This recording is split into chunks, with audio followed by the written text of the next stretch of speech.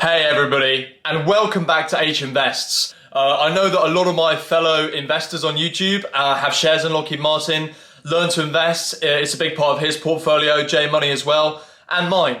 And it came out in the news only yesterday that when the Q3 F13F filings came out, Michael Burry, the Big Short legend, has also initiated a position in Lockheed Martin. And it's not just a position, it's quite a large position. If we take a look at the full breakdown of his portfolio from Whale Wisdom, you can actually see that Lockheed Martin is the second largest position in his portfolio, which is quite significant. You know, Michael Burry had a lot of these speculative puts in his portfolio, and now all of a sudden he's got Lockheed Martin, which he didn't have in his portfolio before.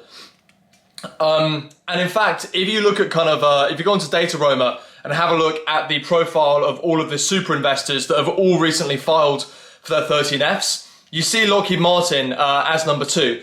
Now, I appreciate the super investors aren't buying a lot this quarter, but you can see Lockheed Martin has 3 buys nonetheless. That is skewed quite a lot, this overall position thing is skewed quite a lot by the fact that Michael Burry added such a large position in Lockheed Martin to his portfolio.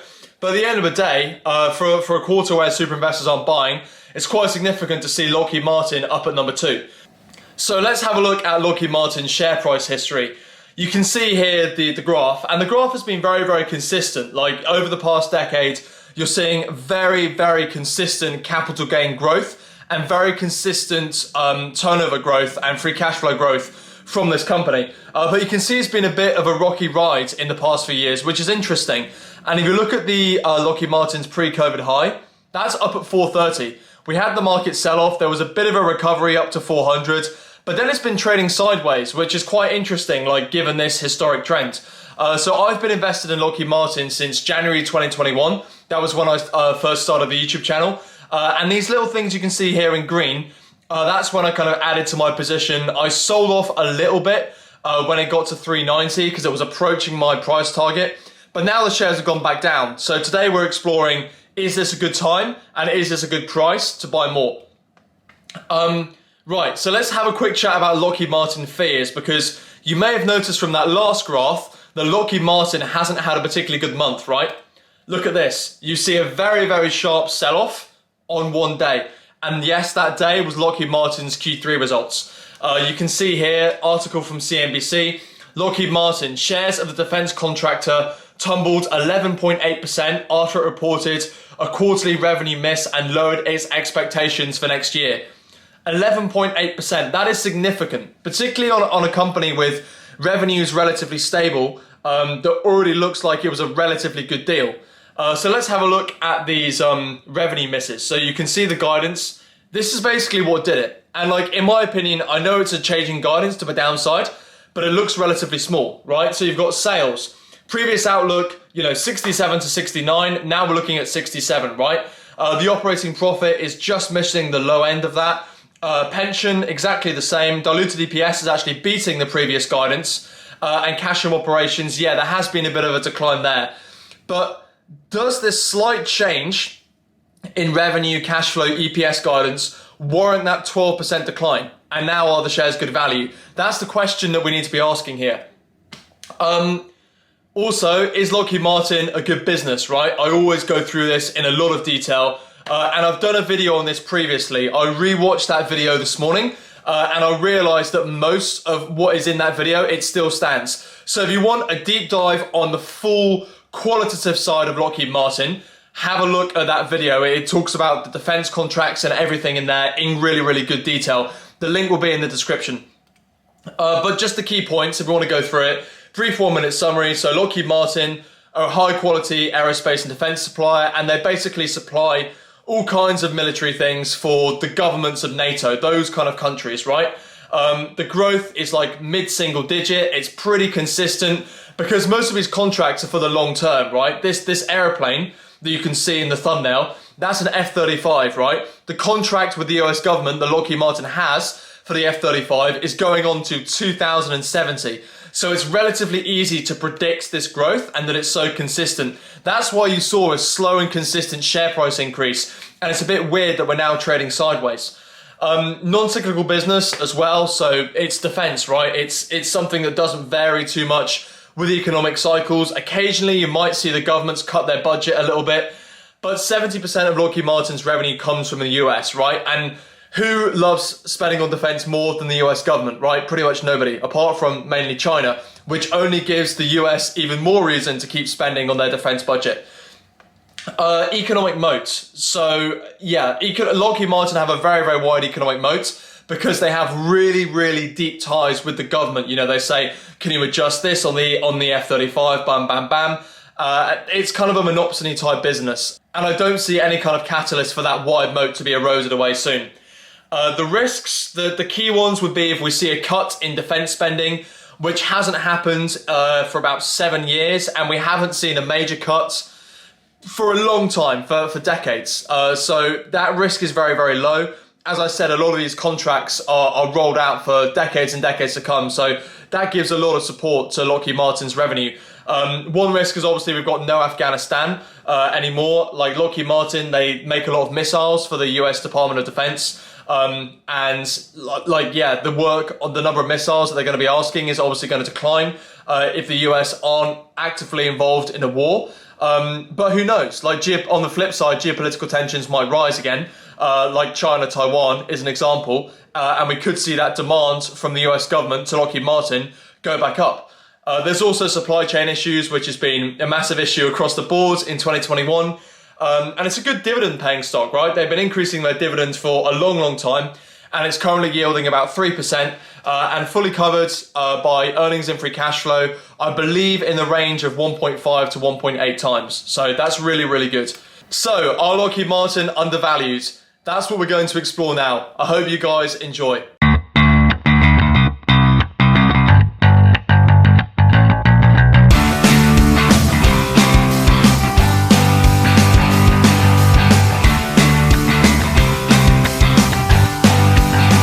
Right, so the first thing we're looking at is Lockheed Martin versus the aerospace and defense sector. So what I did is I set up a filter and I filtered it by all companies listed in the US that are classified under aerospace and defense with a market cap of more than 10 billion. So these are kind of the mature companies that have big revenues from the US government that have been, in this monopsony for a long time.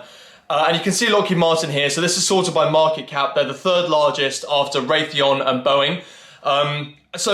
Firstly, we got it into growth, quality, and value, right? So if we look at the growth section first, Lockheed Martin's annualized 5-year turnover growth is looking pretty good. What is that? Fourth highest in the bunch? So yeah, they're looking pretty good in terms of past performance. The forecasted turnover growth for the next 3 years is a lot slower. We can see it's annualized at 1.6%, which is low. You can see it's quite low from some of these other contractors, but look, Lockheed Martin is definitely forecasted to grow much slower than some of these other contractors, right?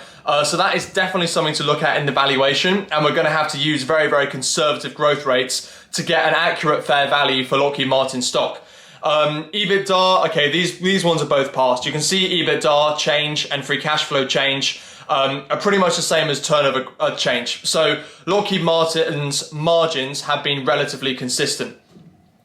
If we now look at quality though, Lockheed Martin appears to be a very, very high quality, right? So return on invested capital, which is a very, very important metric in this sector, Lockheed Martin is the highest of any of its competitors, which is amazing. And EBIT margin, they also have very, very good margins. And when you see high return on invested capital and high return on EBIT margin, it's a really, really good sign that the business has a wide economic moat.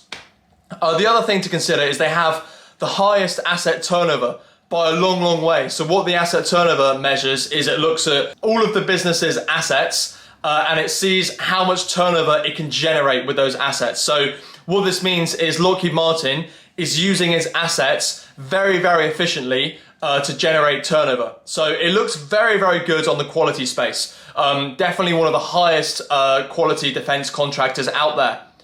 But if we look at it on the value perspective, it has by far the lowest EV/EBITDA of the bunch, right?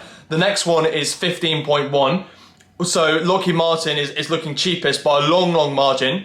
And PE, the same with PE, right? 13.9 PE, and the same with EV to free cash flow. It's got an EV to free cash flow of 18. So that's very, very interesting to see, is that like Lockheed Martin, yes, it's growing quite slowly, forecasted in the future. We're going to look at that in the DCF, but it's massively high quality, but then it's also looking very cheap on a value perspective. So on the whole, when we're comparing Lockheed Martin to its competitors, it looks like it's in pretty good stead.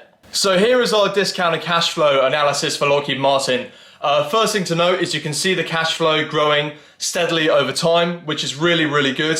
You did have this weird year in 2018 where the free cash flow was really, really low. But the good news is it was nothing to do with the business operationally. It was just that it benefited them for them to pay down their pension account because of Donald Trump's tax cuts. That's all it was. And you can see the free cash flow recovers quite a lot in 2019, and it's much higher than what it was in 2017. So that is a massive, massive positive. Yeah, you can see the consistent growth, and then you can see the analyst estimates in the future. There is some growth, but it's slower growth. So similar as to what we saw when we were comparing the industry, we're seeing slower growth going forward, at least projected, than what we saw in the past. And if we average these out, we get 1.82. And then if we do kind of like the compounding calculation, if we do the compounding calculation, we get 1.8. So it's looking like this is what the analysts kind of think, which is kind of consistent with what the annualized turnover forecast said at 1.6. So you can see if you put in these free cash flow estimates, you've got your discount. So Lockheed Martin is 88% debt and 12% equity. And the interest rate on corporate debt is about 4% on average. And it's got a lower beta than average as well. As I mentioned, it's relatively non-cyclical, so you would expect a beta below 1. When you put this into WACC, the discount rate comes out at 7.1%, which I would say, for someone like Lockheed Martin, like they're pretty low risk, right? As I already mentioned. So 7.1% discount rate, I'm happy to use. And then I'm doing a 2% long run growth rate. I would normally do 2.5, but because they're growing slightly slower, I chose 2 instead. And what you can see here is when you put all of that in, it gives us an intrinsic value of $403 a share, which is 18% upside on the current share price of $340. So that's pretty good. Like, that is pretty good. That's pretty consistent. Like, it's not massive, massive, massive upside, but it's good upside, particularly for a low risk business like Lockheed Martin, where you can say these cash flows are accurate with a relatively high degree of confidence, because those defense contracts are kind of set up for decades and decades. If we go down here and we kind of have a look at it at different scenarios, what we can see, this matrix is saying, okay, the free cash flow is going to grow between 0 and 6% a year at different discount rates, anything from 6% discount rate to 10% discount rate. And what I've said is, okay, 7% discount, I think that's fair for Lockheed Martin. Let's not vary the discount rate anymore. And then anything from 0 to 4% growth. Like, if we were being really, really bearish, we'll say, okay, Lockheed Martin is not going to grow anymore at all. And then you set the long run growth to 0 as well. But if they grow at 2, that's kind of like the fair case, because that's what the analysts are suggesting. And then say if we have heightened political tensions, if the demand for military goes up, then we can say, okay, the bull scenario is 4%. And what you can see is the bear case says it's overvalued, but not by a massive margin, right? So like, even the bear case, if there's no growth at 7% discount, that's still $300 a share. So the downside wouldn't be that much on a share price of 340, right? Only 12% downside. At the fair case, we're getting 441, which is really, really good. And then the bull case is massive. The bull case is 533.58. I don't think we're going to see 4% growth every year if kind of things with Lockheed Martin stay as they are. But as I said, if we do see heightened geopolitical tensions like China, Taiwan or something else, and the US has to step in, we could very quickly see the free cash flow growth for Lockheed Martin going up and going up at much higher than 2%. So that's very positive to see. On the whole, the DCF looks pretty good. If we turn to earnings per share now, so what we're doing is looking at the forecasted earnings per share, trying to figure out what kind of price to earnings we'd put on Lockheed Martin, and then multiplying the two together to get a target price. So that is exactly what we're doing. I would just say, ignore what I've got for WACC here exactly. We're going to set this to 7.1, exactly what it was before.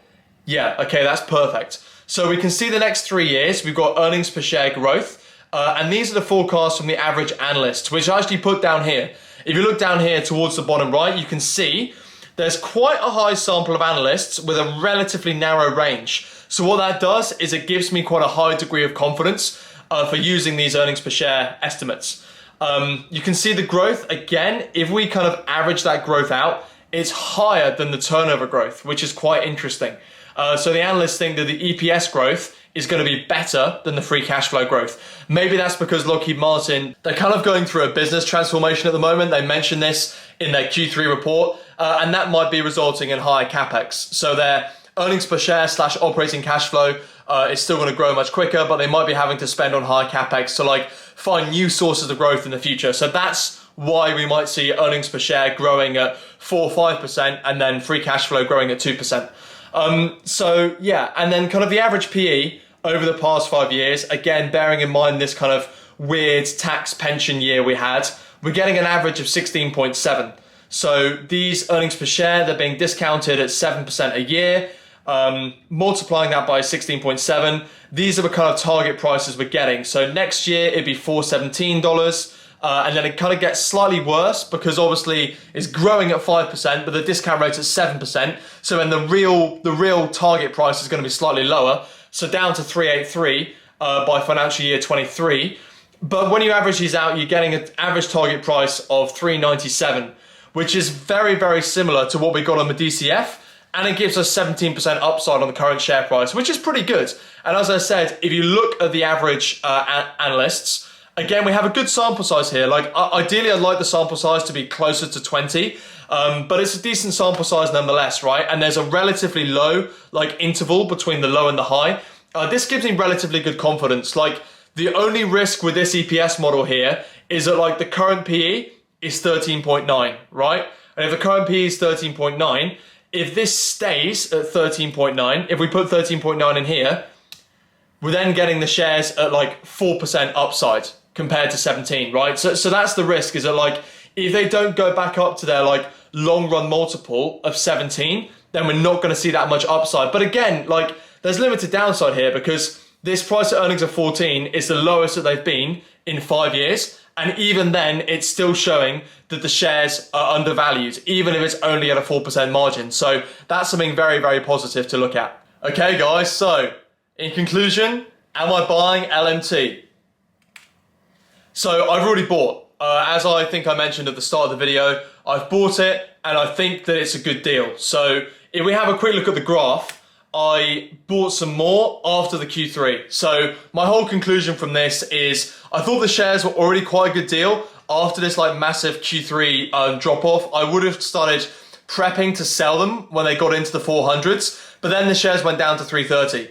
And like I put in all the new like guidance into these models and the shares look cheap, right? I don't think that slightly negative Q3 report warranted a 12% drop when the shares were already looking really good. So just a couple of key points. Obviously, I think Lockheed Martin is a very, very high quality business. They've been doing a great job of what they do for absolute decades. They've got a great relationship with the US government, really good CEO, James Taislet.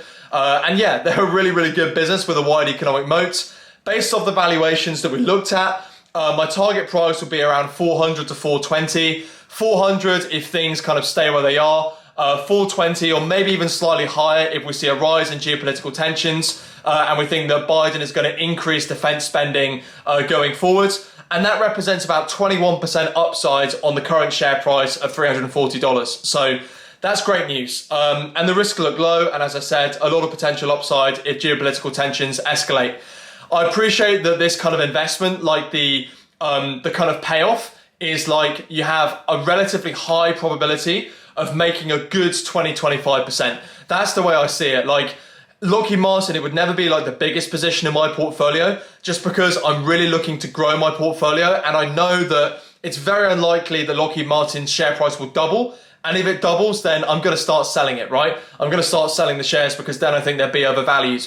But I do like the limited downside. I do like the dividends. Lockheed Martin has passed all of my very strict dividend filters. So that 3% yield is sustainable. And it is nice to have that 3% yield whilst you wait for the shares to reach fair value. So I think Lockheed Martin's a good deal, but please let me know what you think in the comments. I hope you guys enjoyed the video, and I'll see you next time.